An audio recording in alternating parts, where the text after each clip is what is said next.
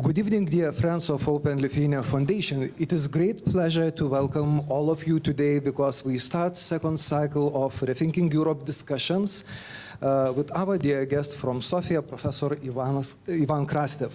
I know that I don't have to introduce Professor with all these academic titles and all names of his books, but let me say only a few words. Professor Ivan Krastev is a political scientist. He's a chairman of the Center for Liberal Strategies in Sofia and permanent fellow at the Institute for Human Science, Vienna.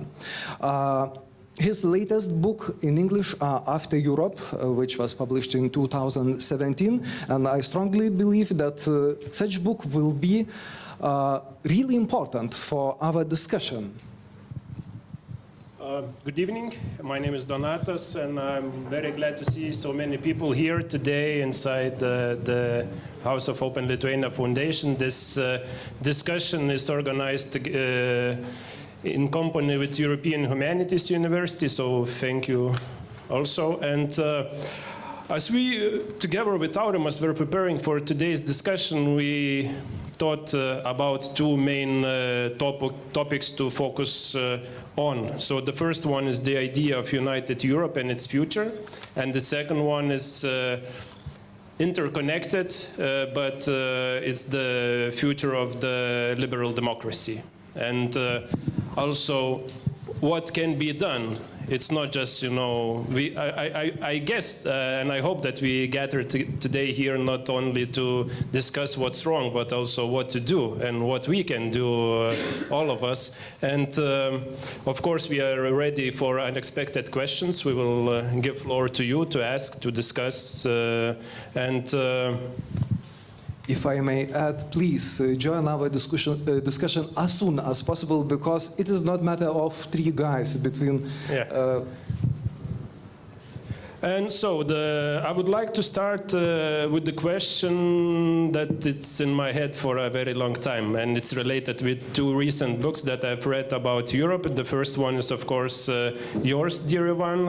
It's After Europe. The second one is the book written by Douglas Murray, The Strange Death of Europe. And the question which comes into my head, what do we see today? Because at least what I had understood is that from your book that maybe we see the disintegration or the problems that are faced by Europe as a political project, whereas Douglas Murray argues about that we see the death of Europe as a civilization, not only as a political project. And I'm very interested in your comments, maybe also about Douglas's book, but also how do you see the contemporary situation of Europe? First, thank you very much for the invitation. Thank you very much for being here. There is one, I never knew before why people are so quick to write next book.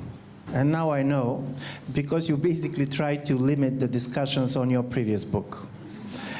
Because you have basically the feeling that all the time we're in the same question. Listen, in the book there was three very simple arguments, and don't forget it was written in 2017, basically it was finished 2016. And the major argument was, for many people, particularly in Western Europe, European Union was taken for granted. And I was not buying it. I do believe, like every political construction, European integration was a success. It can also be reversed. The idea that it is irreversible for me was never something that I was taking seriously. And from this point of view, my first point was there is one major difference between East Europeans and West Europeans when they're looking at the crisis in the European Union. All East Europeans, nevertheless, where politically they have been standing over the years, have been witnessing and have the collapse of the Soviet system as their personal experience. And we know how quickly certain dynamics can develop. Listen, in the mid-1980s, communism in Bulgaria was solid like nature. It was not Poland. You can imagine, even you know where you'll go after you're going to retire. And then over a period of weeks, the world is very much changing, and it was a political, it was psychological. You cannot say that basically these 3 or 4 weeks economically, structurally changes. So in my view, the problem of disintegration happens in the heads of the people. And this was the first argument. The second argument, and this is something which I do believe for you is not going to be a major surprise, but it was a kind of a strange news for many of the Western readers of the book, was the following. I believe that migration crisis is the most important of the different crises that the European Union is facing, but for different reasons in the East and on the West. Seen from the West, everybody was saying, where is the problem with Eastern Europe? Migration so much polarized the political space, but they don't have any refugees, which is true. And my argument was, go deeper than this. This is not about migration, it's about emigration. What has happened to Central and Eastern Europe in the last 30 years is a major depopulation. If you go, and I do believe the Baltic countries are one of them, Bulgarian figures looks like this. Since 1989, Bulgaria has lost 21% of its population. In the next 25 years, if the UN projections are right, we are going to lose 27% more. So in my view, migration simply activated certain demographic panic, which was the result of combination of aging population and young people living, which created the idea that probably in 50 years or 100 years, your ethnic group is not going to be around at all. Nobody is going to read Bulgarian poetry anymore. And this is a metaphysical fear. And this is, because it is a metaphysical fear, you cannot argue against this with economic arguments. We all know a very serious economic arguments why migration is important, but people are answering totally different question. And here is the paradox for East Europeans in this crisis. Opening of the borders was the best that has happened to us. And it also turns to be the worst. Even now, when you basically ask people what is the best that happened after 1989, they're going to say opening of the borders. And then this same phenomena is what's threatening you.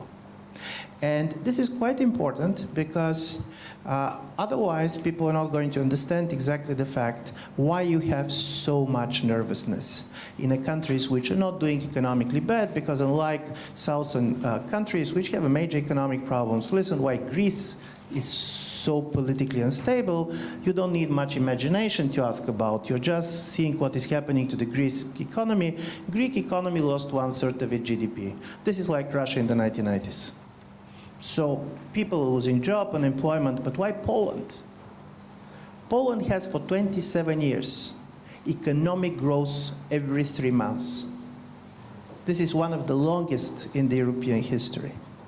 Even more, people are going to say social inequality. In the case of Poland, for the last 5 years, even the Gini coefficient has changed positively. So from this point of view, there was a famous Adam Przeworski, the famous political scientist, when he was asking why basically was this radical political turn in Poland, he answered like this. He said, theoretically, this should not have happened.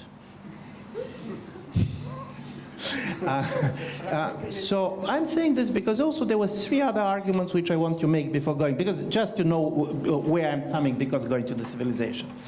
The other thing that has changed is the following.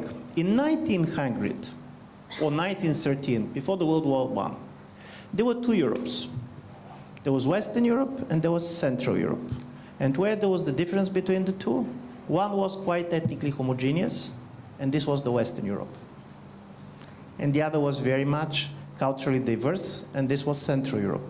In 1938, 66% of the population of Poland were Poles. Others were Germans, Ukrainians, Jews.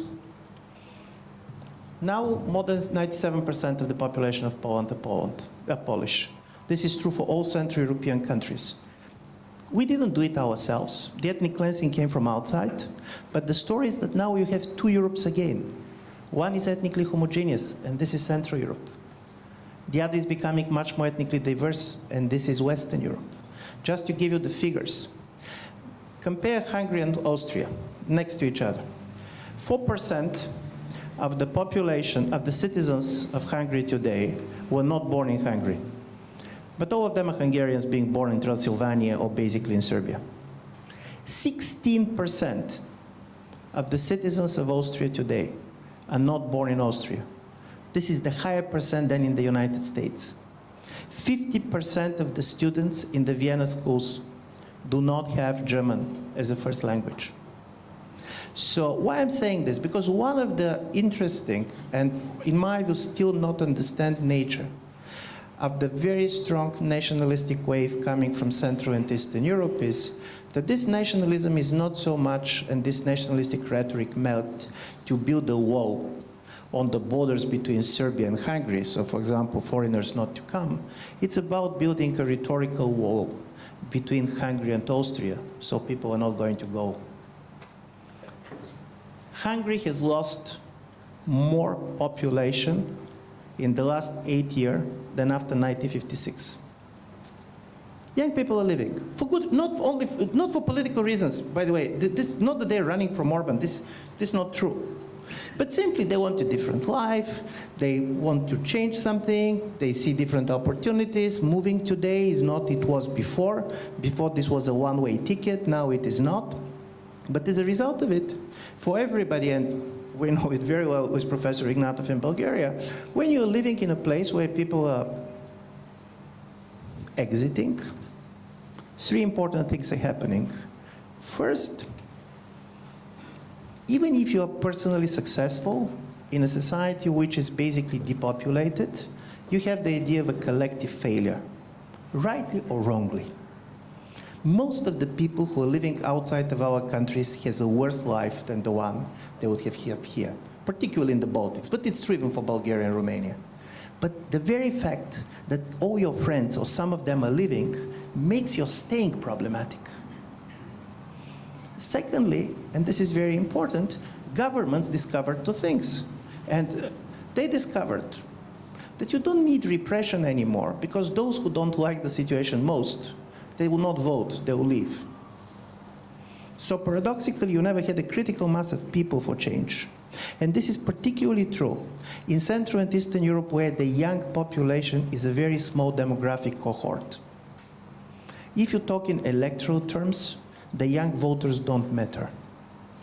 They're not deciding elections. And as a result of it, this explains why you have so much youth protests on the street. Youth can be seen only when they're on the streets. They cannot be seen in the ballot boxes. And the third thing that happened, and I do believe this is very important, you have historians here, about the historical imagination. When, for example, you have the idea of the end of civilization and so on, what we know how civilizations die? We know the story of the Roman Empire, and this is the barbarians coming. And this is it. And this is it true or not? There are people who know more about this period than me. But this is the way, basically, our collective imagination works. And this triggers certain type of reactions that you cannot explain on the level of interest or values and so on. But this basically have these narratives going very strongly and basically shaping how people behaved. There was this beautiful book called The Idea of Europe by George Steiner, famous American literary critic, but he was an Austro-Hungarian Jew, being born in Paris. He lived most of the time in. And he said that for him, 5 things are distinctive for Europe. So this is. He said, what is Europe? Europe is a place of pedestrians, people who walk. He said, Europe is this cultural space where basically you're seeing it through walking people. Nobody comes with the idea that you're going to walk the United States. But the European cities are very much there. Secondly, he said, this is the place of the coffee shops, where people go, discuss ideas, conspire, creates radical parties, doing this and that, but everything happens in this very special publicity that coffee shops creates, where the newspapers are there and there for free. Thirdly, he said, Europe is a place where streets and squares has names of statements and poets and writers. So you're not going to go in Vilnius on the 42nd Street. In a certain way, history is part of it. Certainly, fourthly, he said Europe is a place that comes brought from Athens and Jerusalem as a kind of a tradition. But fifthly, and this is why I'm saying, he said Europe is also a civilization that was always very much aware of its ending. In a certain way, thinking about that probably we are going to end one day, according to him, is a very specific for the European type civilization, and this is connected to the World War I. In a certain way, we witnessed kind of European civilization being destroyed. China is not like this. Not that I'm a great expert on China, but what you're reading on China, for example, Chinese don't use the word rice when we now talk about the rise of China. They said about return. They do believe that the period in which the West was up was a small period of time, and simply things are going back to their natural form. Why I'm saying this?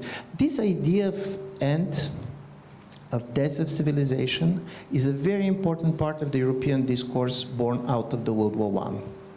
All the Spenglers and so on and so on. So from this point of view, I do believe that this is why you should not take it so dramatically, the idea of the death of European civilization, because European civilization is one that is obsessed with talking about its death. So probably it's not as bad as it looks. Professor, you just mentioned Steiner's book and briefly presented the 5 most important things which unite European culture or civilization. Yeah. But why it is so difficult to talk about common ideas, values, and historical narrative in 21st century, right now, despite that we have all that intellectual, historical, and cultural heritage from, I don't know, from antique, medieval ages, Renaissance, Enlightenment epochs. But it is the most important question and most difficult question.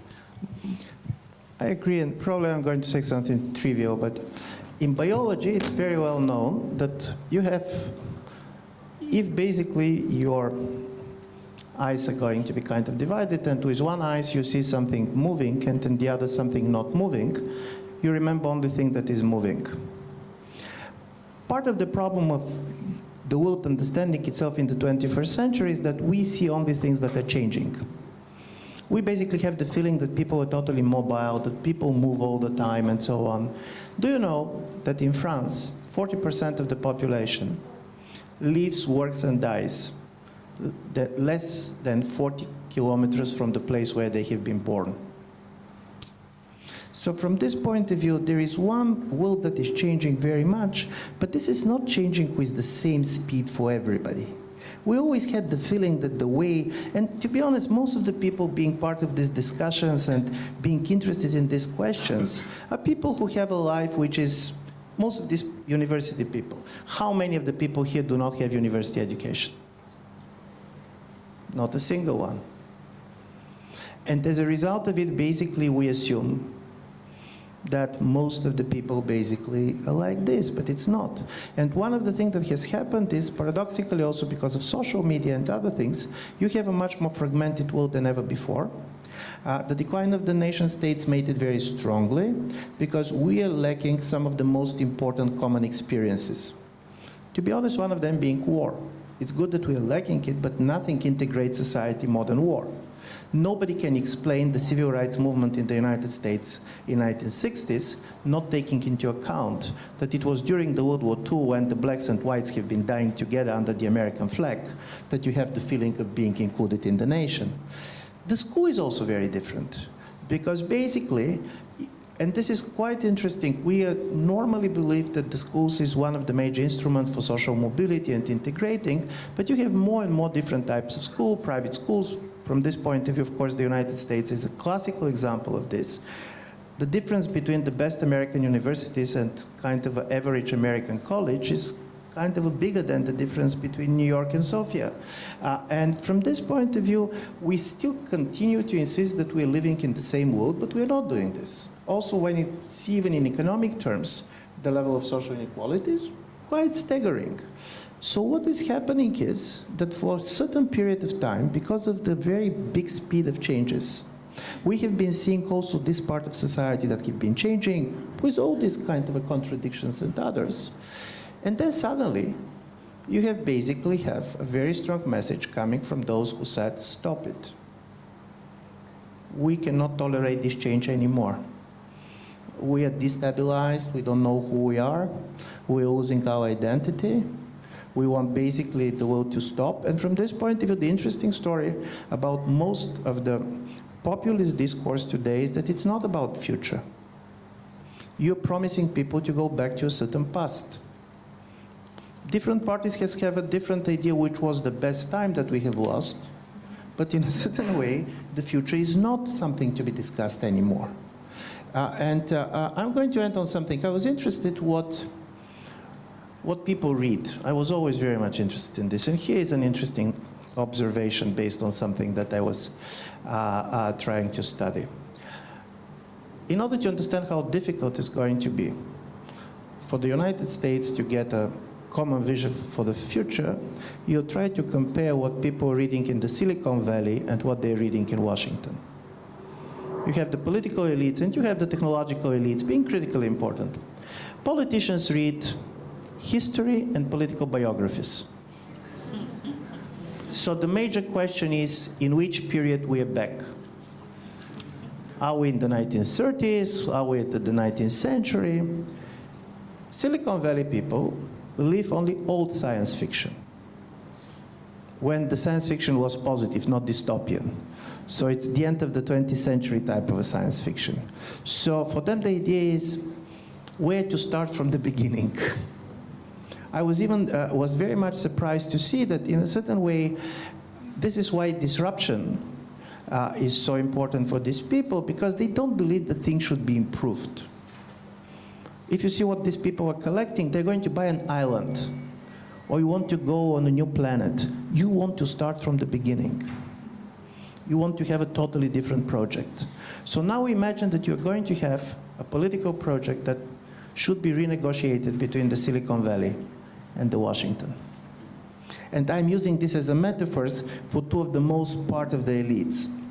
And there is one more argument that I want to make, and this is in the book, and this is not the part of the book that many people like, but the story is the following. If you see the anti-Brussels sentiment, and to be honest, I don't have many sympathy. I never understand how Brussels works. I'm doing quite a lot of Russia. To be honest, I better understand how Moscow works than how Brussels works. Probably wrongly, but yeah. And the story is, don't forget, Jaspers used to say, fatherland is a place where you understand and you believe that you understood. From this point of view, EU has a problem because really very few people understand how it works and very few feel that they understood. But here's the story. Why in a world that is becoming so complex, so much based on knowledge, why people who are ready to give all their money to send their kids to the best universities, why these people do not want to be governed by people who graduate from these universities? Because if you see this new populist wave, it's not simply against the elites. It is against the elites that make their power or money based on education. It is about certain idea of meritocratic elites. For example, I have been particularly studying some of the surveys of the Tea Party movement. Tea Party movement are not against social inequality. They have nothing against rich people or very rich people. But they are strongly against very rich people who have graduated Harvard or Stanford. The problem is why? Where is the problem? Is this not the... And most of these people, for example, if you see the high bureaucracy in Brussels, people coming from humble backgrounds, most of them made their career just giving exams, for Bulgarian criteria at least, not a corrupt elite. Probably Swedes or Norwegians can find them corrupt. For Bulgarians, they're very clean. So why? Where is the problem? And here's my argument. Meritocratic elites has three characteristics that are really problematic for people. First, they're very arrogant. Because you have the feeling that you made your career the right way, you don't believe that you owe anything to anybody. For the meritocratic elites, basically, society is like school. We all go on exams. Some are doing well on exams, others not. And those who are not doing well, they should not complain. And then the populists come and say, no, no, no, it's not like school. It's like family. I'm going to help you, not because you deserve, but because we are one and the same. Secondly, meritocratic elites are very mobile. If you're a good professor, you can teach here, but you can teach in Brussels, you can teach in London, you can teach in Tokyo. So in the time of a crisis, you have an exit option. Most of the people do not have an exit option. 10 years ago in Bulgaria, if you speak a foreign language, this is going to increase your chance to be elected in the parliament. Today, I don't know if Professor Ignatov is going to agree, if you do not speak a foreign language, this is increasing your chance to be elected.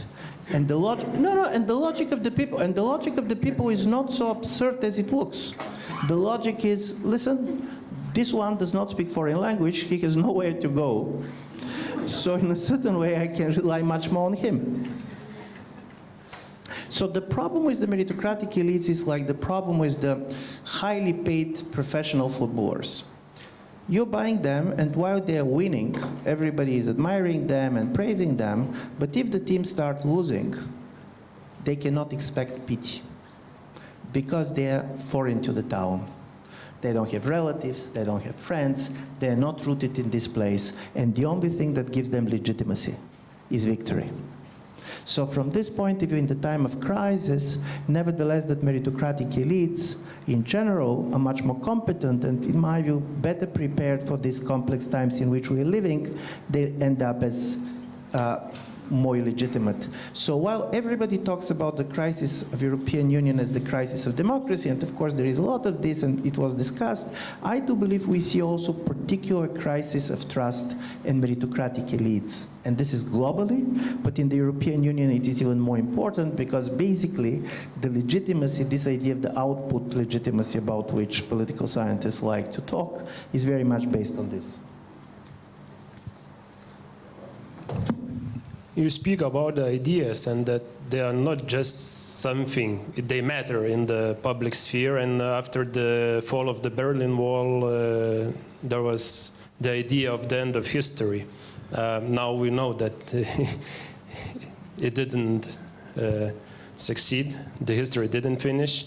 And then the question can be, if Fukuyama was wrong, maybe Huntington was right, that we live in the world of clash of civilizations. But then I even think further, not about Huntington, but for example about Carl Schmitt and his description of political as the distinction between friend and enemy. And for example, in your book, you also quote the historian Tony Judd, who writes that more and more people, they know their identity in negative terms, that they are not, for example, Orthodox, not Jewish, not European, not something. And then I wonder, is there any way out of today's, of this Schmittian world of friend and enemy, especially concerning in mind what you write in your book about the ideologies that are being replaced by conspiracy theories, which also, it's not about facts, it doesn't matter the facts, it's about writing some fairy tale which says who is guilty and where to find an enemy in order to have some collective hunt, I don't know. First, I always was taking Schmitt very seriously. I do believe he's one of the most serious critics of liberalism and liberal democracy. And if you go particularly to his definition of the sovereign, the one who decides on the state of emergency, the exceptional situation, the emergence of the nuclear weapon is the biggest kind of illustration of his idea of sovereignty. This is not a decision that you're going to take by a parliamentary debate, to use a nuclear power or not. So from this point of view, Schmitt is a very, very strong figure, but don't forget, for Schmitt, friend-enemy relations was relations between states. This is not what we are seeing now. In the last 15, 20 years, what is defining the world is much more civil wars than the traditional wars between states. The level of polarization in some places is very high. Just to give you an idea, at this very moment, the number of the Republicans and Democrats respectively, who said that they are not going to be pleased if their son or daughter is going to marry somebody from the other party, is as high as these relations between the Protestants and Catholics at the late 19th century. And here is one interesting empirical study. This is an American data. This is different, but just to understand how big, and because this, I'll go to the conspiracy theories. Several empirical studies, and there was an article which was recently basically summarizing this in the New York Times, showing the following. With the increase of education, people are becoming much more tolerant when it comes to ethnicity or religious. They're much more controlling for this type of biases. But they're becoming more intolerant when it comes to people who do not share their political ideas. And the explanation is not so difficult. Better educated people has invested much more to have their own political ideas. They know better why they stand for this or that, and this is why they are much more intolerant. Conspiracy theory is not a new phenomenon, but I do believe that we see a much more important move in which political identities are based on the conspiracy theories much more than ideologies. And here is one important distinction which I do believe in Eastern Europe are better going to understand than Western Europe. And here's the story.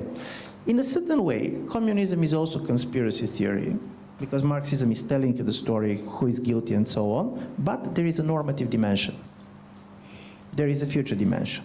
There is a certain normative horizon in which you claim certain things. As a result of it, you can continue claiming being communist, honest communist, criticizing the communist government or the communist party from the position of this normative perspective. You cannot do this with conspiracy theory. For example, the strongest predicator of who is going to vote for Mr. Kaczynski party in Poland was not education, was not age, and it was not even basically in which part of the country you live. The strongest predicator was, do you believe that what happened in Smolensk was an accident or assassination? There is no normative dimension here. You either buy it or you don't buy it. And if you don't buy it, in a certain way, you don't have any influence over this community. There is a lot of psychological studies showing that people can change their opinion only if the criticism comes from somebody who belongs to their community.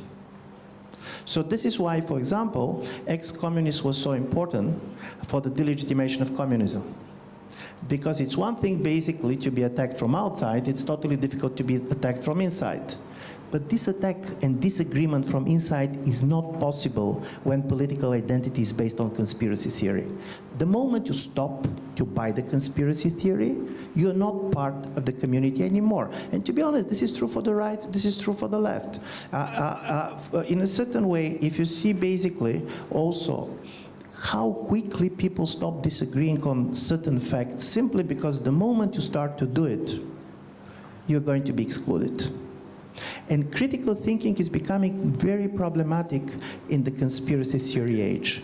There is a great, by the way, British political scientist who just published a book, which I'm strongly recommending. This is going to be an interesting person to invite to discuss the reinvention and the rethinking of Europe, David Runciman. He's a Cambridge political scientist. He wrote a book which is called How Democracy Ends. It's not one of these the end of things. But he's basically trying to see how democracy ends, not looking back, are we back in 30s and so on, but one of the things was technology, the other was conspiracy theory, and also the interesting changing of the idea of the coup d'etat, what it means today.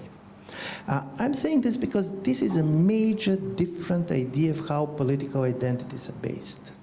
And this is why I don't believe that we simply can extrapolate from some previous experiences. And to give one more argument how the world is in a certain way changing in a big way. One of the major disadvantages of any type of authoritarianism historically was that authoritarian regimes never had an access to relevant information. In a certain way, you create a huge police machine, Soviet Union or Stasi, East Germany, but because this machine starts to have its own incentive, they start to distort the information.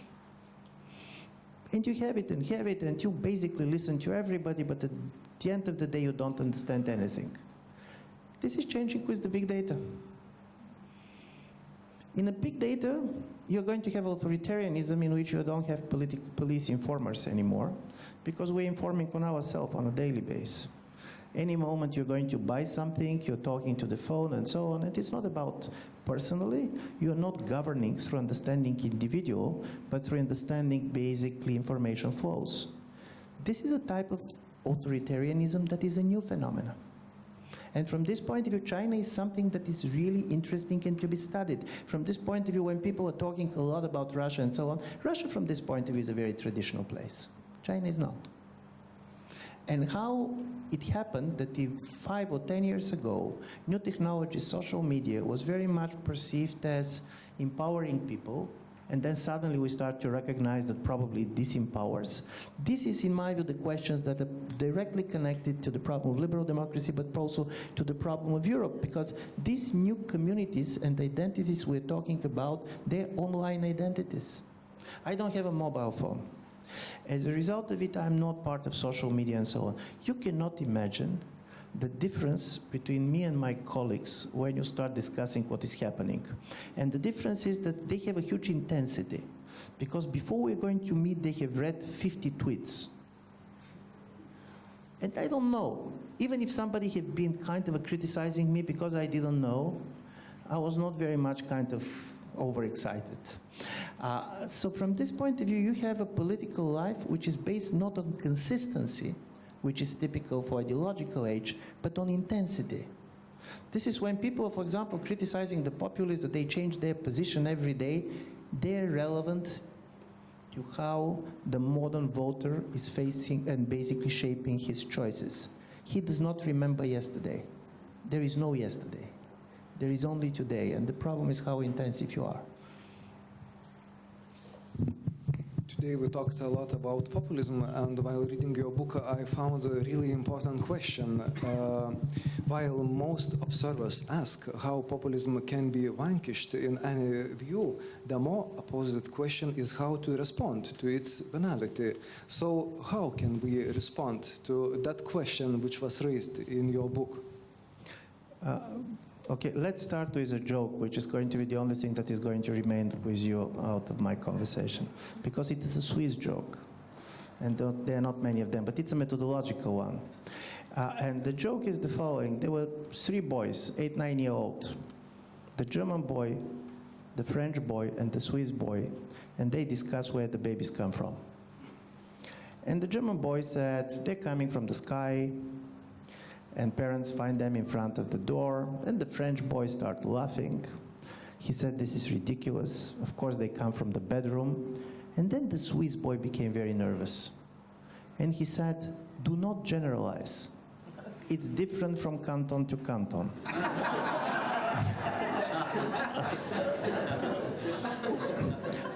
Why I'm saying this?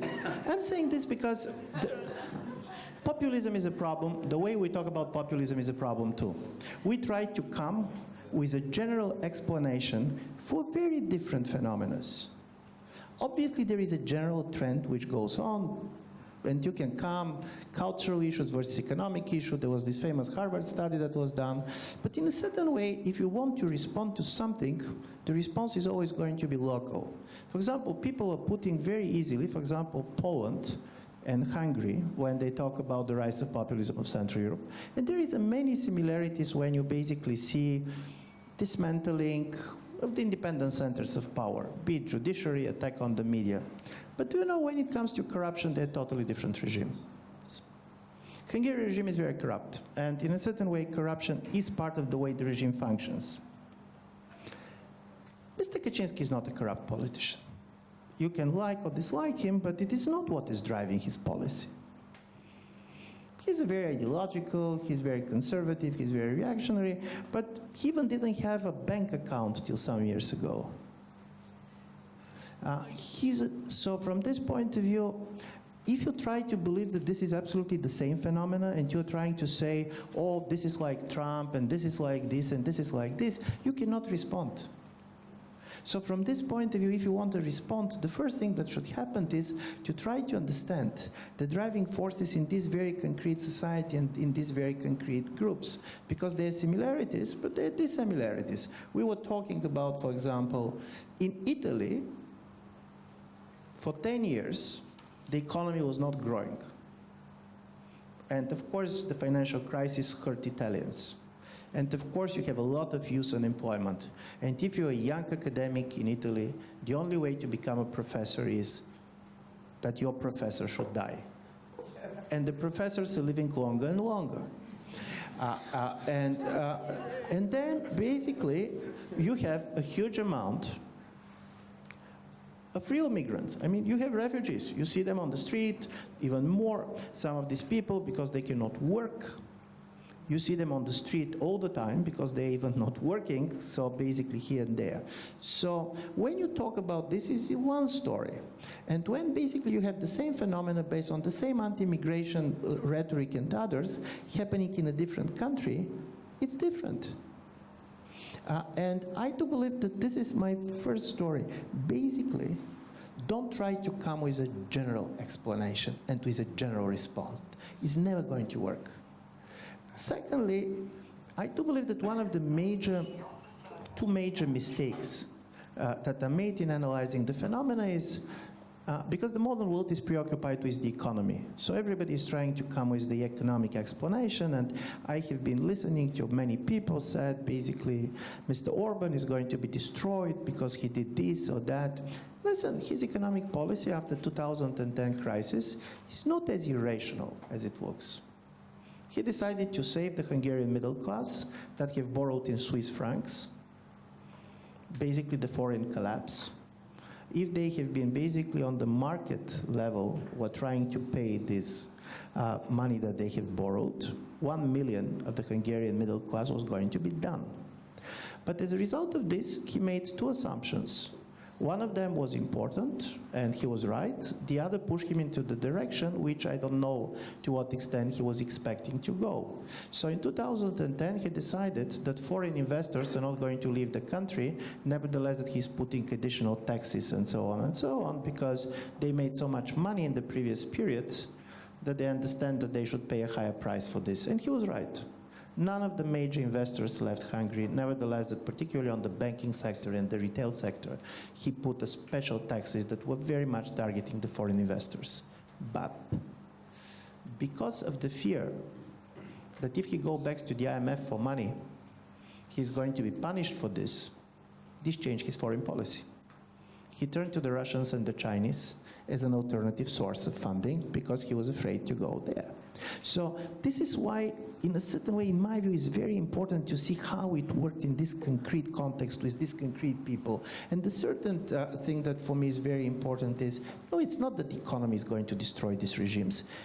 Cultural and identity issues are more important for them. They're not so much meddling with the economy like the populists in Latin America in the 1950s. And the third thing which is important is that liberals in Europe these days are becoming totally pro-status quo. You start, because all these populists are attacking the European Union or liberal democracy, you try to defend, and many times you defend even things that you don't like yourself. You believe that they should change. This is a very weak position. And if there was important part of the Macron effect in France, the strength of Macron was that he managed to marry the idea of change and the idea of Europe. I do believe from this point of view the response to populism is not to create anti-populist fronts and say we're here to defend this and that, but to come with a different idea of change, and this change which is liberal and pro-European, and not basically said, no, everything that happened is great and basically nothing better can happen, because even if it was good, people are taking it for granted. And just telling people you're going to lose this and this and this, it's not so easy. People don't believe that they can lose certain things. United Kingdom, from this point of view, was a great example that you cannot easily scare people because people believe that it's going to stay anymore. But they need a positive change. They need a Europe, but a different Europe. And of course, different people imagine different Europes. But I do believe that being a party of change is always better in politics, like in intellectual life, than simply being kind of a defender. Thank you. I still have enough questions for our conversation to last until late midnight, but I know that I'm not the only one to ask here, so I turn my head to you, and the floor is yours, and I will bring you the microphone. So.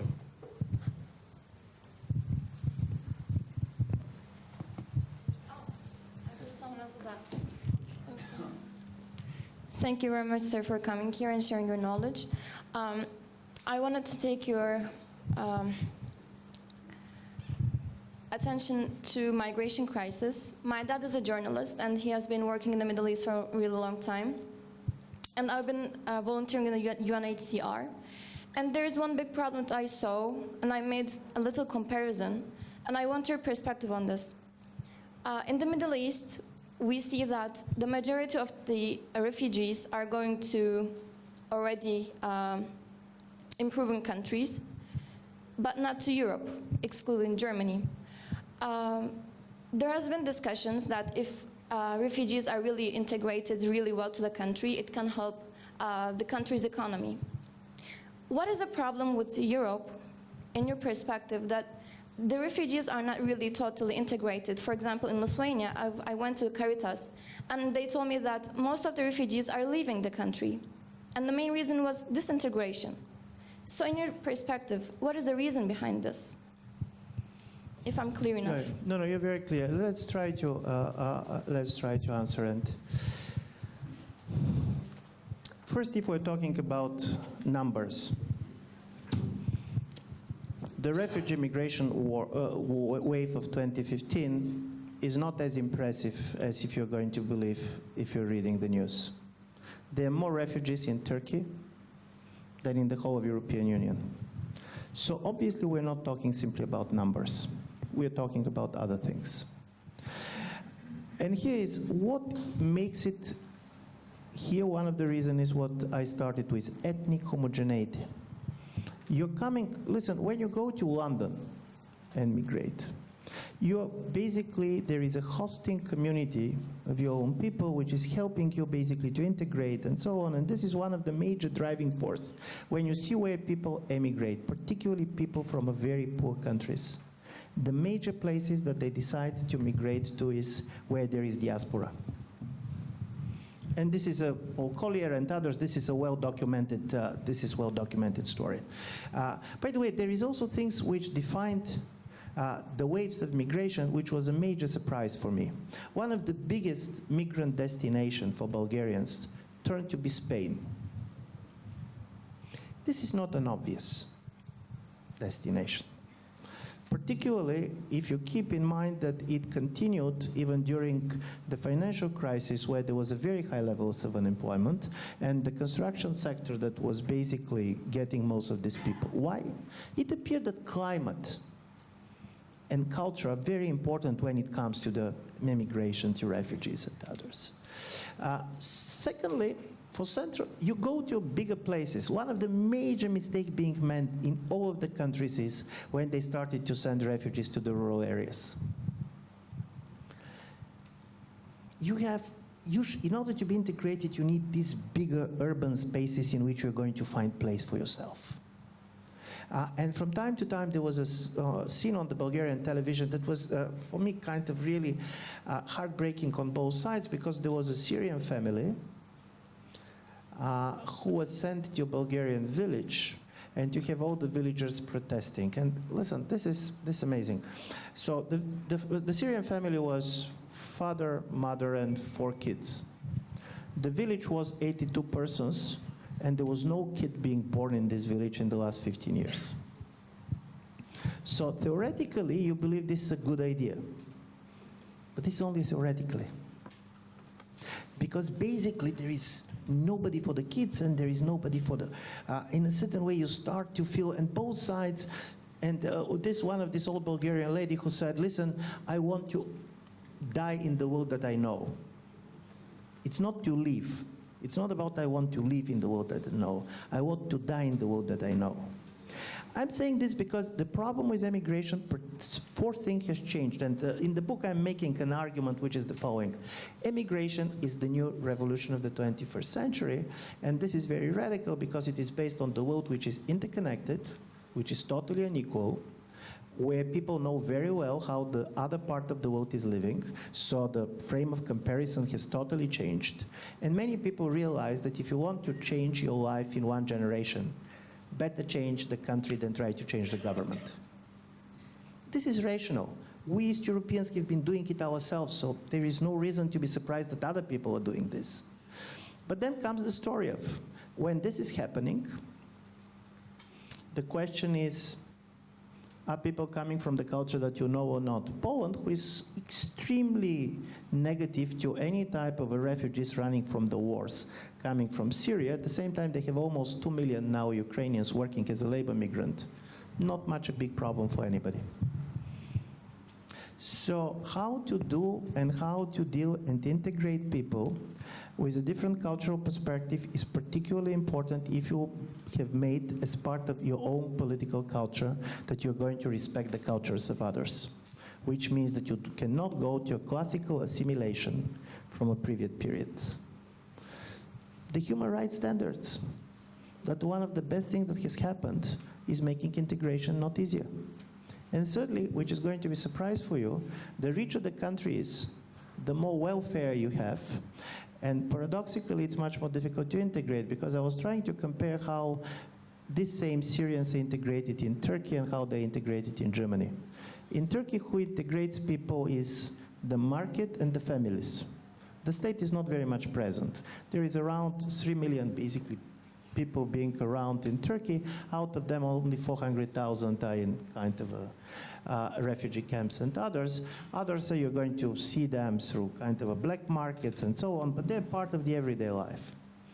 If you go to Germany, basically because it's a well-functioning welfare state, you should be taken, there should be administration, you should have this and that, there is much more bureaucracy. So paradoxically, some states with a weaker bureaucracies are better integrating outsiders than a very well-functioning and regulating states. One of the reasons in Central and Eastern Europe, I should be also very much honest on this, that makes so difficult to not simply to integrate, but to show any sympathy, because there is a moral problem on our side, which is not simply that you are not integrating people, but you're even not ready to recognize them as the victims. We start to basically compete with these people who is the real victim, is the failure to integrate the Roma community. We didn't manage for so many years to integrate people that have been living with us forever. The number of the dropouts of school, for example, in Bulgarian educational system, and you have here education minister being, is incredible. And I have been hearing people telling me, okay, we didn't integrate the Roma, why you believe that we have any capacity to integrate basically people coming from the Middle East? In Germany, it's not like this. People can basically, in Germany, there are many people who are going to say, it's not that we cannot integrate them, but we don't believe this is the right thing to do. But they believe in the capacity of their state. In Eastern Europe, many people do not believe in the capacity of our state to integrate. So all this goes there. And the third element, which is going to be surprising for you, is the major difference, two major differences between East and West when it comes to integration is none of the East European countries has a colonial history. None of East European country has a colonial history. No sense of guilt, and also no encounter. We don't believe that we own anything to these people. We have not been there, which is not, to be honest, factually true. Socialist countries have been meddling quite a lot in some of this. But this is a very important story. You don't have the feeling that you have been there. You don't have a history as these people, which was not the case in some of the West European countries. And plus, a very different meaning of 1968. 1968 is a very important in this story with. 1968 was the moment when Western Europe discovered decolonization as a very important element, and there was identity with people who are not like us. The idea of rights was rights with minorities, people who are not like us. In Central and Eastern Europe, 1968 was about the sovereignty of the state. The Czechs, the Poles, it was very much kind of anti-Soviet, but it was about national identity. it was about our national sovereignty against the imperial power. While the West identified themselves as the imperialists, we have been identifying as the victims of imperialism. So from this point of view, I'm giving all this cultural explanation not to justify. Listen, I can understand if Bulgarian government says we cannot integrate 100,000 people. I do believe it is true, and I have a sympathy for this. What I don't have a sympathy for is this hostile language. It's one thing not to be able to help people. It's totally different, right, to criminalize people in order to explain why you cannot do something for them. And this is a very different issue. And this is happening on the level of society, much more than even on the level of the government. Also, this is interesting to see how geography matters. Listen, anti-refugee sentiment is probably equally strong in Hungary and Bulgarian. Bulgarian government never said things that the Hungarian government said. Not because Bulgarian government is necessarily more liberal, but because we have a Turkish minority of 10%, we are with the border of Turkey, so you cannot afford this. I have been reading some studies about the language of the senior criminals in the Russian prison, Vory v Zakonye. It appeared that it's a very polite people when they talk to each other. Because the words has consequences. If you're going to swear him, he should kill you. And you know it, because everything is about respect. So from this point of view, when people are talking about fear, in Europe we are not fearful, we are anxious. Fearful people do not talk the bullshit that you can hear in most of the European discussions. If you really fear somebody, you're very careful with words. While one of the things that we see in Europe these days is people are very uncareful with words. And from this point of view, I don't know to what extent this gives you an explanation why, but people go where they're going to find a place for themselves. And the smaller place, the more ethnically homogeneous place, they don't find a place for themselves, even when economic opportunities probably are better.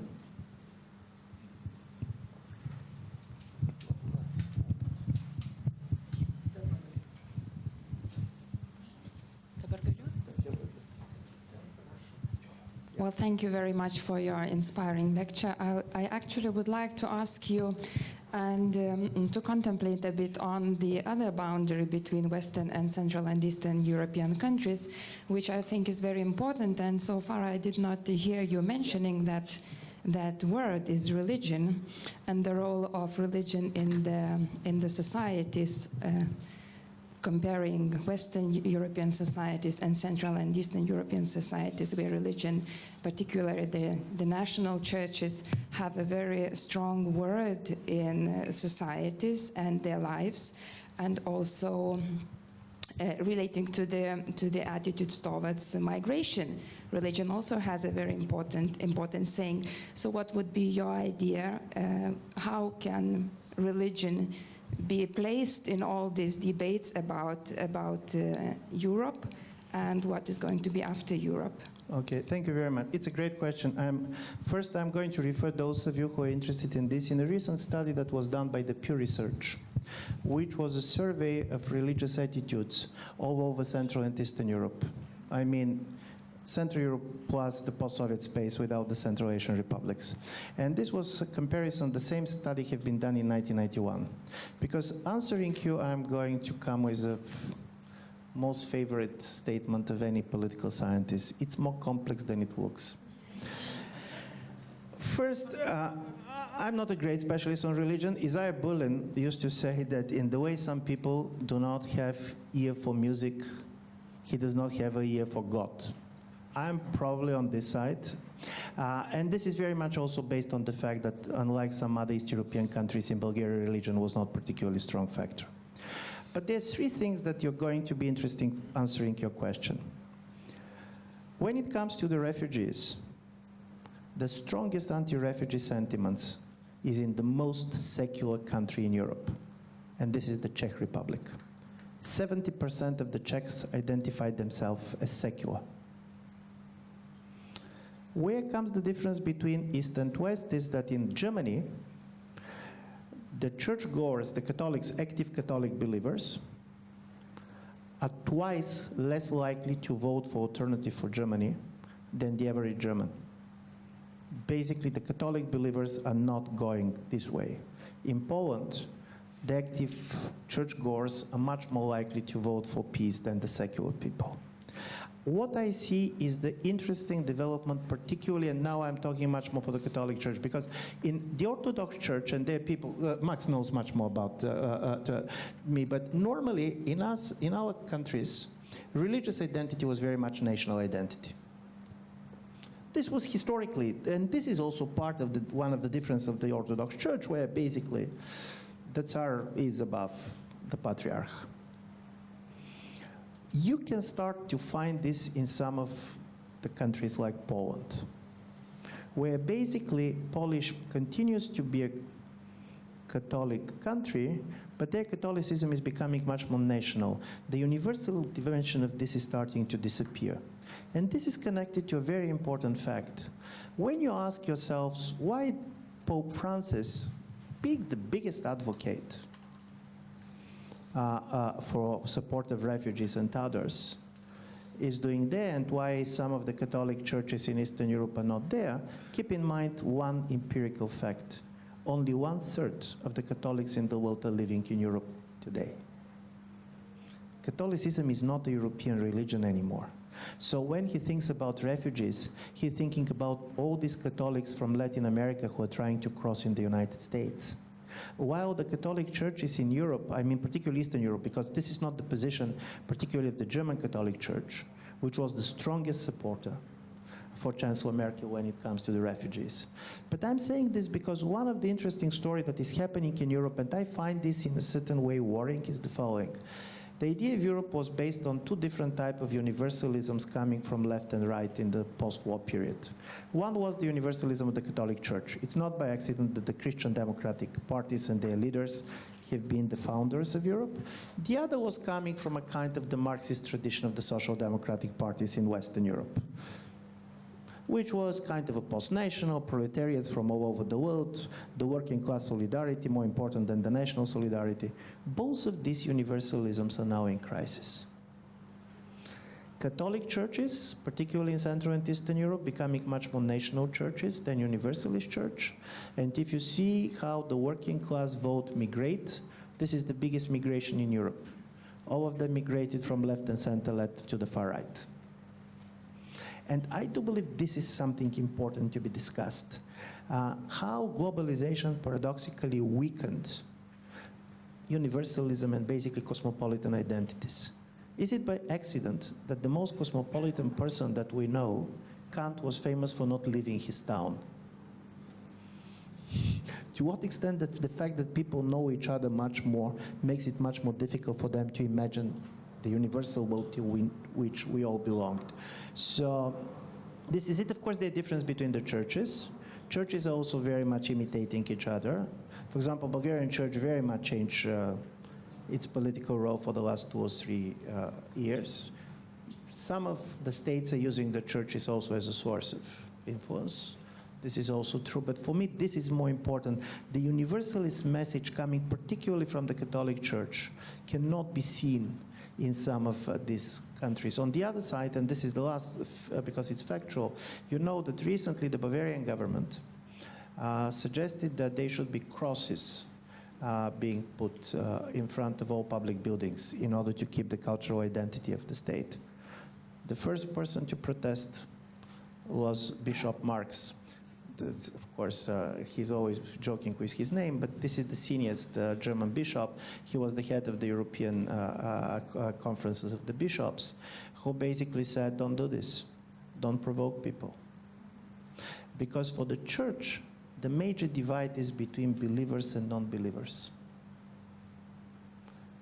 And this is an interesting, the Pope believes that he can find much easier an alliance with other religions but people who believed than with the seculars in certain ways, which is not the case, for example, for populist leaders in which religion is not the relations with God, but much more about national and ethnic identities. I didn't expect to talk about God in Vilnius. And the truth is that God never talked to me. So you just answered a question about God. Now I'm going to ask you about poetry. Okay. I was really interested about your emphasis which you make in your book and which you repeated right now about this anxiety connected to the loss of tradition, especially the literary tradition, the poetical tradition. I find this argument quite unexpected in a book of a political scientist, and my first question was to ask, how did you come to this argument? Why this state of national literary tradition seemed so important to you? You just call it a metaphysical anxiety. And the second thing is that you just told that this kind of anxiety cannot be dealt with in economic terms. Yeah. So the question is, in which terms it should be dealt with? What should be the positive reply? Thank you very much. On the first question, why this in the book of the political scientist, the answer is very easy. Probably I'm not a very good political scientist. And this is one of the interesting things that happened with the political science.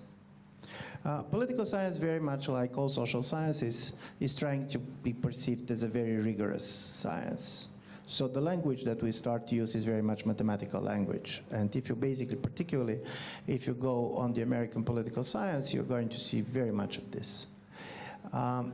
With the big data, by the way, the social sciences are going to be transformed in the way that I don't believe we're prepared for this, because normally social science works, you have hypotheses, and then you are trying to test this hypothesis on a certain type of a sample, and then you try to see is your explanation working or not. Imagine that big data, which works on patterns, we are going to become much better to predict, but we are going to be unable to explain why. The question why is going to disappear. We are going to be better to say what is likely or less likely to happen in political life. I do believe we're going to be more precise when it goes even to electoral behaviors and others, but we're going to lose the narrative. Political science was unable basically to tell a story, and I do believe as a result of it, political science is going to lose influence, not to gain influence, but it's a different story. I used to write poetry when I was young. I have a book of poetry. But also I do believe cultural references is one of the things that make the nation nation.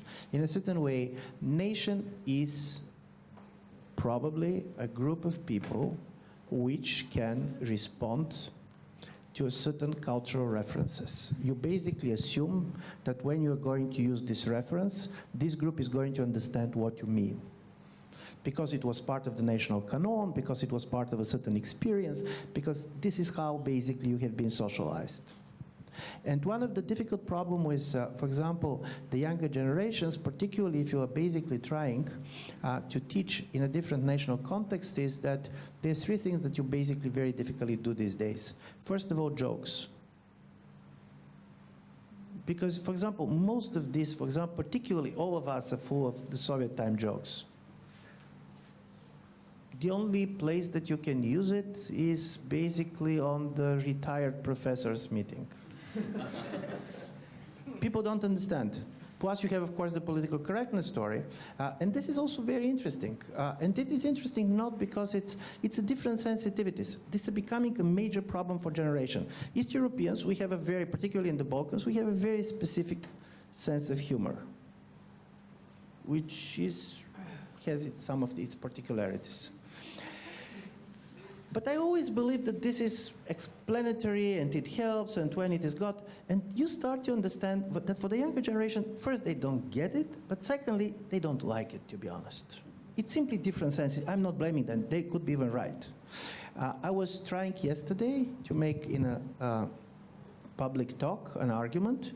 It was about President Trump, and I said, listen, you should understand that he does not have the term ally in his understanding of politics. They're friends, enemies, but ally has a reciprocal relations. This is not about him. It's not that he's right or wrong, but it's a different view. And I said, he treats the allies like ex-wives, which means moral and financial claims and no much fun. And then a very young and nice person came to me and he said, listen, good argument, bad joke. And this gap between generations is also becoming quite interesting. And this is because I know that the next question is coming from Max Trudeau. This is one thing that makes a very strong impression on me. I was very much interested to the level of political mobilization in all of our societies concerning particularly gay marriages. In Bulgaria, Istanbul Convention was a big issue, and so on and so on. And when it came to Russia, Russia is not famous for conservative sexual life, let's put it like this. And never have been. The level of abortions, this is not what they're famous for. And then I was trying to understand why such a very strong public reaction to this. And I was talking to one of the Russian legislators who was very active in promoting this. And it appeared that her son is a gay boy who had been studying abroad, and she said a sentence that opened my mind. She said, "And you have stolen and corrupted our kids." So part of this social issue comes with the fact that suddenly you discover that your relations with your kids, with the next generation, becoming highly problematic. Particularly those people who went to study abroad, and this was very typical for the Russian elite. Most of their kids studied abroad. They're coming back. Their differences are not political. It's not about President Putin, but it's about social life, what is good, what is bad, and so on. And the fact that somebody has stolen your kids because you cannot talk to them anymore, this is why I do believe we're going to see in the next years very strong backlash against universities. Not Western University, not Soros University, not about concrete university. But one of the interesting things in the way you have this very strong Republican clash against the church at the end of the 19th century, I do believe the universities are perceiving basically as this major transformation of culture and so on that society starts not to accept, feel threatened by it, and so on. And this is going to be an interesting phenomenon, particularly keeping in mind that the number of people who are getting education is going very much up, university education, and also that for the first time, even in the United States, it starts to have a very strong gender dimensions. For the first time, the women in this generation are getting more university education than men, which is also a major shift of power to be. So this is where I go with cultural references and poetry. Yeah. Thank you so much for your presentation. And I was thinking about this. Over the heads of those meritocratic elites you were talking about in the States, both and in Europe, over their heads, I think we're going to have this meeting between Vladimir Putin and Donald Trump soon, probably. And however hard they tried to prevent it. What do you think about the meeting itself? Do you think it would be more, show business than substance, as was that summit a couple of weeks ago in Singapore? Or it will be something more important? And how would you compare the threats or attitudes towards the European project that are concentrated in the Kremlin in Moscow and in the current White House, the current administration? Which threats, which apparently negative attitudes to the European project, which is more important and probably more dangerous? Thank you for the question. On this, probably I'm in a minority group of one, but here is where I stand. And I have been, as Max knows, I have been trying very much to study this. One of the major questions is why all populist parties openly display their support and admiration for President Putin, and most of the people are going to give the explanation, either Russian money or basically Russian intelligence. There is part of it, I'm not buying this 100%. What is the most important for the populist party is to show that they are not part of the establishment. And if there was one central point in the elite consensus on foreign policy, this is rejection of President Putin. So if you want to show how different you are, you should be for Putin. Secondly, what is very important, Russians meddled in the American elections, and this is basically well documented. Did Russians wanted to elect Trump? I'm not sure. I do believe that for them it was much more important to show that they're great power. And for them, the definition of the great power is, I'm going to do to you what you believe that you're doing to me. This is extremely important, this type of reciprocity, which in my view is totally kind of even deprived of meaning. You're doing this because you want to show capacity to do it. I'm doing it to show is that I can do it. I don't believe that the Russians expected Trump to win, for a very simple reason. Russians had a very overvalued, used to have a very overvalued judgment on the power of the Western elites and establishment. They were perceiving the Western elites as much stronger than they were, in the way we perceive Kremlin as much stronger than it is. But then comes something that really brings President Trump and President Putin together on something which is very essential. What is, in my view, the most interesting about President Trump? And the problem with Trump is that he's not the most perfect individual that we have seen. So as a result of it, people are so much focused on his tweets, on his behavior, that nobody is ready to see more consistency than, in my view, it is. He does not have ideology, but he has an instinct. And there's 3 or 4 basic assumptions to which he subscribes and who are real. They are not changing. The first of them is the following. The world that America built after 1989 is not in the interest of the United States. America built a world in which the biggest beneficiaries are Europe to some extent and also China. So in a certain way, if America tries to increase its influence in the world, unlike all previous presidents that believe that America should be the one providing stability in the world, in his view, America should become the disruptor in chief. Because in the situation of chaos, America being the most powerful nation on earth, it's going to be always in a better relations in the bilateral with everybody else, including the Chinese. Secondly, what he believes is that President Bush was right to go on the regime change, but he was going on a little wrong regimes to change. Because what should be changed is not authoritarian regimes, but the trade regimes. So while for Bush, divide was democracy, autocracy, for Trump, divide is a surplus versus deficit when it comes to the relations with the US. And from this point of view comes to your answer. I don't believe that President Trump wants to break European Union. This is not an intention. I don't believe this is a strategy. But he believes that Germany should change its trade policy and basically totally change the relations with the US, because also he believes that Germany has benefited too much out of this world than they deserve. But in order to do it, European Union can break down, because you cannot basically change the trade relations with Germany without basically breaking the European Union. So the difference between Putin and Trump is that while President Putin probably has a much more clear intention that he does not like European Union in the way it is, his capacity to do it are much more limited. While President Trump, I don't believe that he has particularly intention to break the European Union, but he has a very concrete goals to perceive, and this unintendedly can end up with breaking the European Union, because he is the first American president who does not see European Union as a major objective of American foreign policy.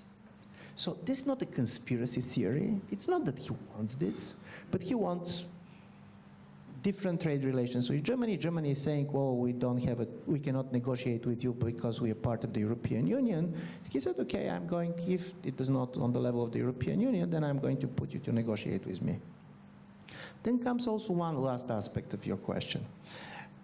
Like everybody who believes that politics is a zero-sum game, and I do believe President Trump believes it, your enemy is much more interesting than your ally. Because as I said, ally is somebody who basically all the time insists on reciprocity. And the ally is always a constraint. I'm just going to give a painful example on the case of Baltics. If you believe that you want to disrupt the world order for the benefit of your country, you should have a certain level of unpredictability. What your allies want from you is a very strong predictability. So President Trump believes that America is going to benefit more if nobody knows is America going to defend Baltics or not in the case of crisis. Not because he's not ready to defend it, but because he believes that uncertainty is strengthening his position. But from the position of the allies, this uncertainty is just scary. And this is why the relations are so difficult, and this is why it's less personal than it looks, because this is a changing role. When you're a disruptor, you don't need allies. You need allies when you're a stabilizer in chief. But it's a different view of the American role in the world. And to be honest, of course, he's touching on 2 or 3 things that are real. Probably America does not have the resources to play the role it played 10 or 20 years ago. If you go back to President Obama was sharing the view that America does not have resources to underwrite the world, but his idea was that they're going to kind of sell shares to other countries, and interestingly enough, Russia was the first one that shares were offered. And here comes the interesting story, and this is, I was just reviewing the memoirs of Mike McFaul, who was American ambassador in the United States, and it's very interesting from this point of view. And you can easily see that post-Cold War order was born with the successful East European revolutions, and it ended with the failure of the Arab Spring. It's a very clear story that it was basically during the Arab Spring where major relations changed, including the relations with Russia. And the most interesting is we always talk about Ukraine, but Ukraine came later. It was Mubarak, it was Libya, where basically was the major decision of the Russian government is it does not make sense to be in a good relations with the Americans. You cannot rely on you. They're never going to defend you if you have an internal problem. And this is what all these people were looking for. So from this point of view, I don't know what is going to come out of these meetings, because these meetings are very much a kind of symbolic events. But even if there's going to be any type of a concrete agreement, it's going to increase the uncertainty and not to decrease it. Sorry.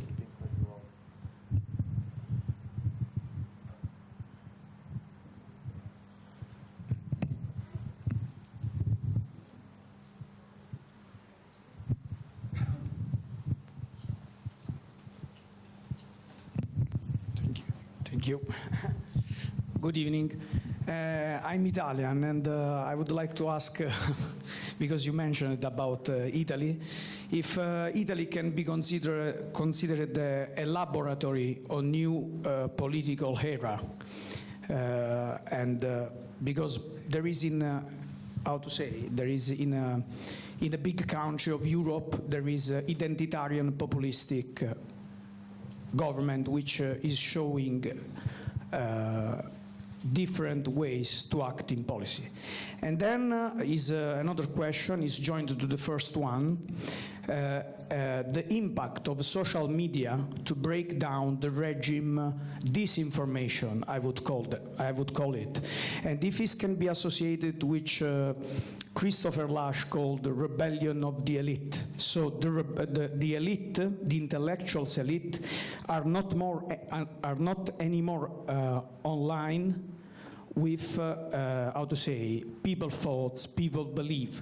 And the third question is that nowadays we are entering in the new era. So it's not anymore, we saw fascism, we saw communism, we saw liberalism, and probably is the time to overcome liberalism and in the post-liberal era. So it's time to see globalization and multiculturalization, let's see mondialism in another way.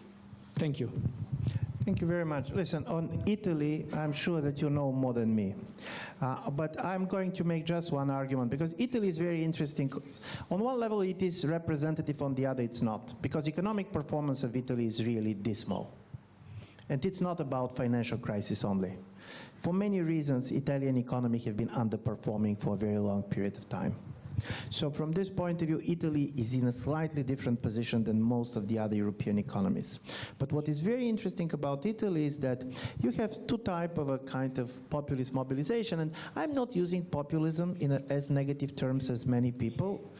So here is the story. There was a populism born by the financial crisis, which came much more from the left. You have Syriza, you have Podemos, and it was very much about attack on the financial system.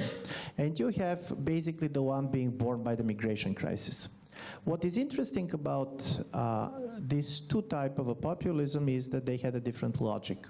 The first one was very much based on the idea of a network activism, and this is Five-Star Movement ended up as very different than any other parties, because as you know, this is a kind of a crowdsourcing of decision-making.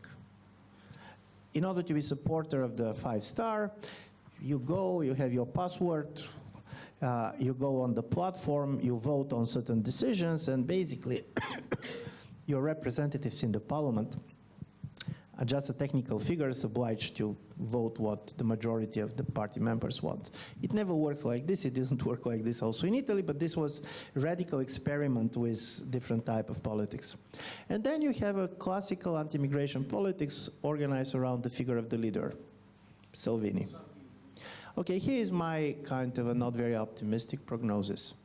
When you have two populisms clashing, the anti-immigration one is going to prevail over the anti-financial, because on the migration politics, it's much easier to come with the symbolic changes that look as a change than what you can achieve on the economic sphere. So for Five-Star Movement, you have the basic income that they promise. It's going to be much more difficult than for Salvini to stop the ships coming. But so far he stopped. Exactly. No, it's much easier. No, from this point of view, he did it. Well, they cannot do it. And from this point of view, one populism is much better positioned for short-term games than the other. And this is when you have the competition of this populism, the anti-migrant one is going to prevail politically. I'm not talking about neither the normative part of it, not on the long-term perspective. So this is one of my major arguments in the book to claim that paradoxically, nevertheless, that you have real migrants in a very few countries. Migration crisis is the only pan-European crisis, because the Euro crisis was a crisis of the Eurozone. Countries out of the Eurozone were not part of it. Russia-Ukrainian crisis, big issue for countries like Poland or the Baltic republics, non-issue for Spain or Italy. But even in the countries in which you don't have a single migrant, migration crisis became a major political issue and transformed politics, because it basically pushed the migration of voters to the far right based on this anxiety and fears that we're talking about. So you're talking about what is going to be after liberalism and so on. There's going to be something, but the problem is that liberalism also was never been what it is now. I mean, all of these things are changing all the time. And in my view, the much more important for our conversation is to what extent the things like the personal, individual freedoms, rights of people, and so on are going to be preserved. Because they have been, when I was making this reference to the Chinese big data authoritarianism, this is a governing which is not based on the existence of the individual. You're not repressing him. You're simply ignoring its existence. And here, of course, the social media comes as a very interesting factor. If in China you decide to write a critical block to the performance of the local Communist Party, you are not going to be sanctioned. Even more, this information is going to be processed, and under certain conditions, they can act on it. But if you suggest to your friends, because you're outraged of this failure, to go on the street, what is going to happen to you is that your block message is not going to reach anybody. Because any type, what they're sanctioning is a collective action. Simply because they react on a keywords, and it's a very sophisticated system. It's not simply that you're going to have a problem, and you're going to have a problem, but the problem is you're going to have the feeling that you have sent it, and other people have read it, and they have not. And I do believe this is a different understanding of democracy, authoritarianism, capitalism, freedom, and this is why probably we should start our conversation based on a much more simple questions answering. How people can ensure their freedom of choice in a world of this, how they can ensure that their collective decision matter in a world like this, how they can ensure that they can change a government if they don't like it in the world like this. So many things are going to be open for questions. And if I have my own criticism towards part of the debate is that we are very much afraid to open the box. And this can become the biggest problem for the European Union also as a global player. There is no more miserable position than trying to defend the status quo that does not exist anymore. Yeah.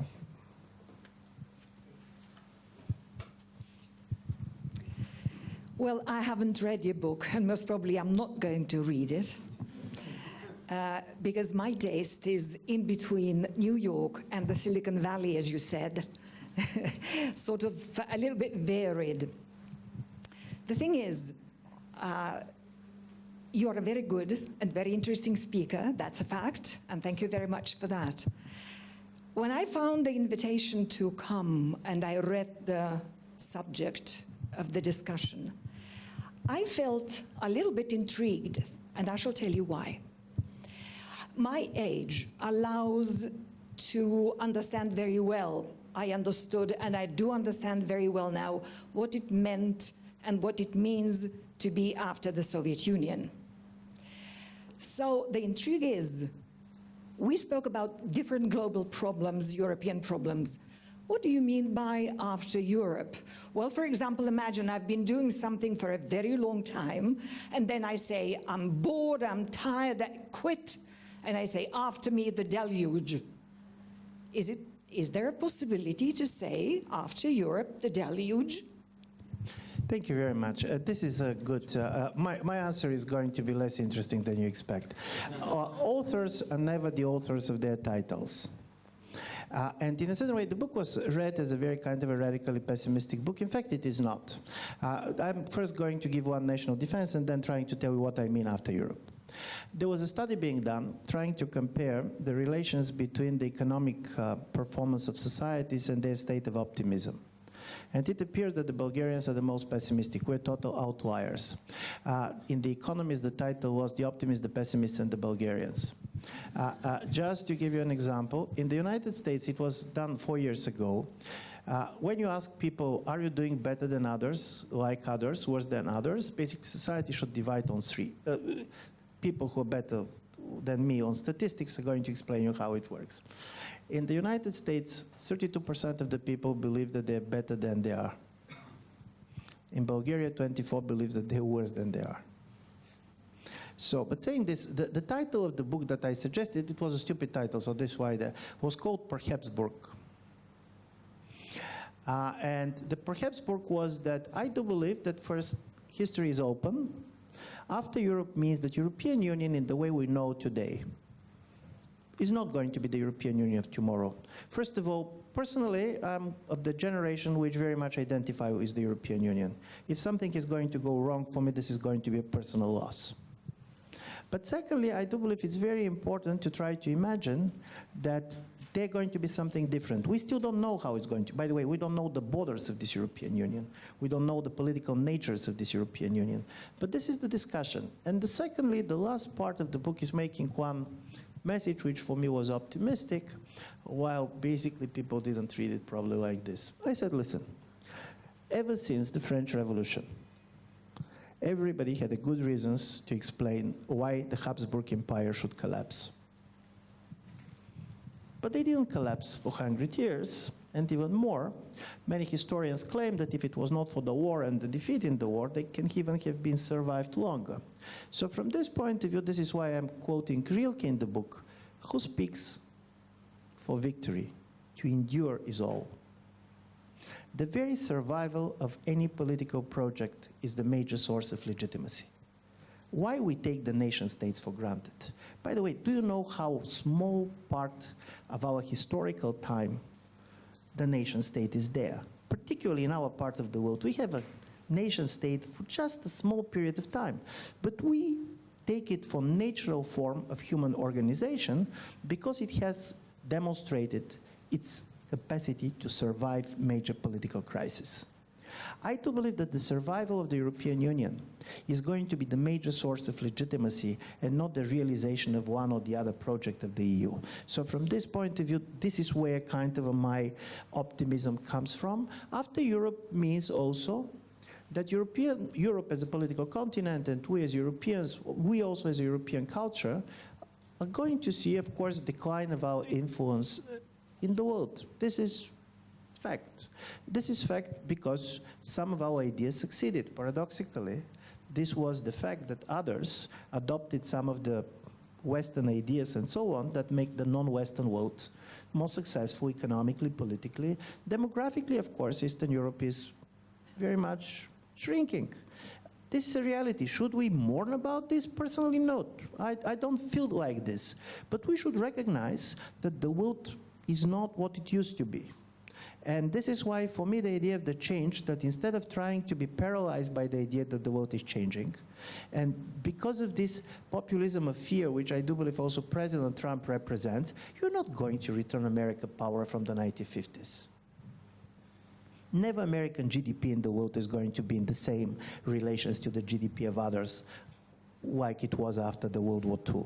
But it does not mean that you cannot have a meaningful place in the world to do things that makes people happy and also something that makes life dignified. So for me, this is the story of after Europe. So it's first, don't stick to the status quo and try to imagine that world that is different, but also the world in which there is place for you.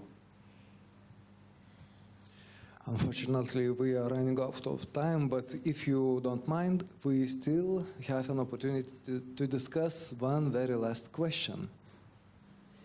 Well, thank you so much. It's such a fascinating discussion, I think, for all of us. Thanks so much for coming to Vilnius. Going back to this question on backlash against globalization and liberalism, I think it is quite paradoxical that the two countries that got first in this spiral are the two that have created the modern globalization as we know it, in terms of liberal democracy, freedom of speech, in terms of course, free markets, and cultural globalization through English language and literature, United Kingdom and United States, through Brexit referendum and election of Donald Trump. We've seen in both cases, indeed, the backlash against the system that both countries have so much contributed to. And you've mentioned very, very correctly that the European Union, or response of Europe, is very defensive, trying indeed to defend the system that is today, not only the European system, but the global system, defending the World Trade Organization, defending the Bretton Woods, defending the Paris Climate Change Agreement, defending the Iran nuclear deal, defending the free trade agreements that we have signed and we are ratifying at the moment. And it is very defensive in many ways, trying to make sure that it all survives. But you've said very provocatively and very interestingly that the best, perhaps better answer to populism is not to defend, but to be, in fact, proactive with an alternative solution or with an agenda of change, like was the case with President Macron in France. So would that then indeed a better answer of Europe would be to come up with a reinvented world order and try to convince President Trump to subscribe to it and to make sure that he's a part of it as a co-author?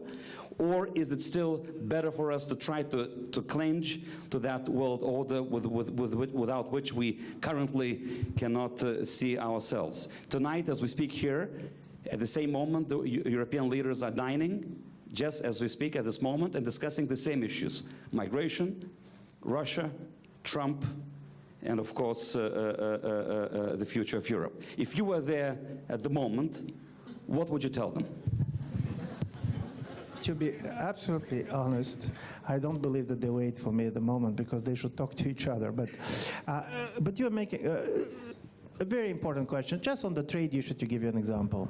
And this is not something, it was suggested by many people. When the President Trump said that he wants basically to increase the tariffs on some European goods. And when it comes after that to the auto industry and others, one of the ideas what we did basically reciprocally to go and basically go after some of their goods, and particularly to go to the regions which are politically sensitive for the elections. The other opportunity is going to the Americans and said, okay, let's go on the zero tariffs when it comes to the cars. If your cars are so good, welcome. But you should open your market to the German cars with zero tariffs on both sides.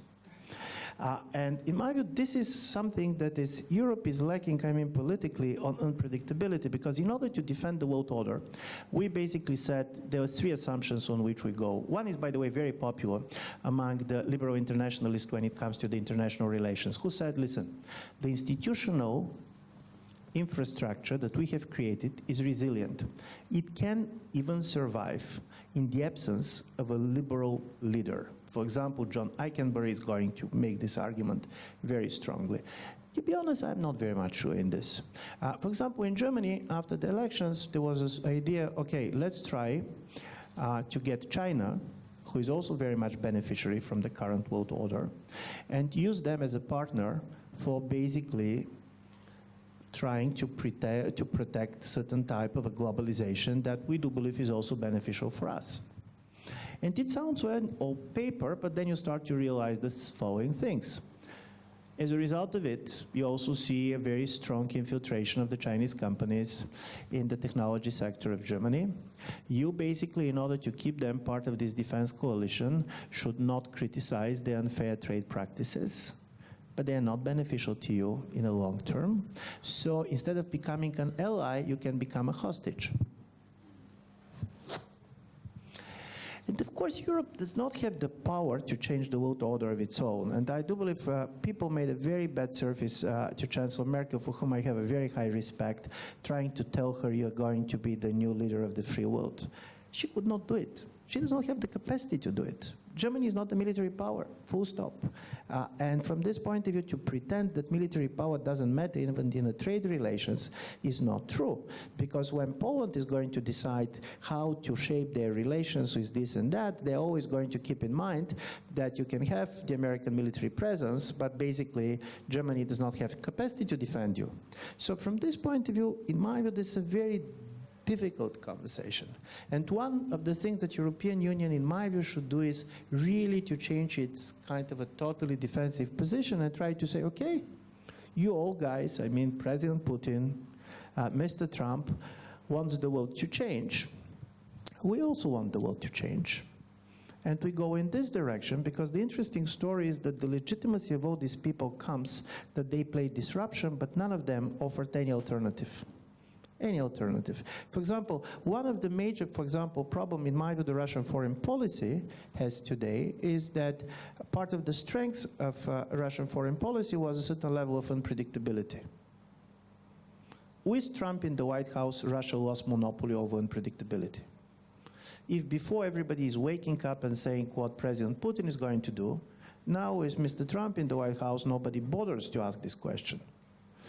And this is a different world. And from this point of view, in this world, for Europe to find its place is not easy. So from this point, to be honest, I don't buy this cheap criticism also to the political leaders. They should do this, to do exactly what?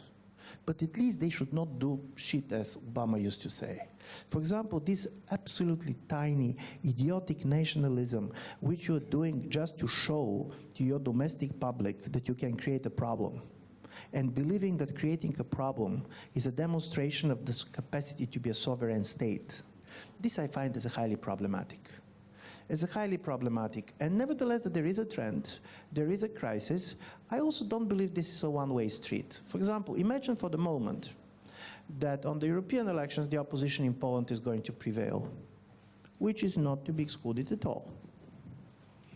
If you go on the opinion poll ratings, President Tusk is doing better than Mr. Kaczynski. Then the story of Central Europe is going to be totally different because Poland is a country that matters. So if something is going to change in Poland, everybody is going to see a positive trends here and there. Tell a totally different story. And this is my understanding that particularly the economists, but also some of my colleagues in political science, became very structural of explaining where the world goes. Go to Macron. You can say this and that, but it was not the success of a particular type of ideology or particular type of an idea. This was a person. This person was also lucky like hell. Totally lucky, but luck matters in politics. Machiavelli used to know this. Everybody used to know it. We are trying basically to pretend that personality doesn't matter. In European politics, the idea was how you're selecting the president of the European Commission. The only quality that she or he, and this till now it's only he, should have is not being a strong political leader. But this type of a logic cannot work anymore. And in my view, this is where I'll go. I'll try to go with asymmetrical responses to the Americans, but also to the Russians. We should not be the one that everybody knows what we're going to do next, and we're being the only one that does not know what others will do. Having in mind that our conversation is going to the end, I would like to read the last sentence from your book, After Europe. Survival is a little like writing a poem. Not even the poet knows how it's going to end before it does. So, as a historian, I can only agree with that statement. I have seen many times that big data and sophisticated theories simply can't explain everything. That is why we need, I strongly believe, that we need to leave some space for unexpected and for hope, that we will be prepared for that. And I also believe that such books as After Europe, which was written by you, are the best teachers how to prepare for the unknown and for the unrehearsed. Thank you very much for that. No, thank you very much for your presence and for general words.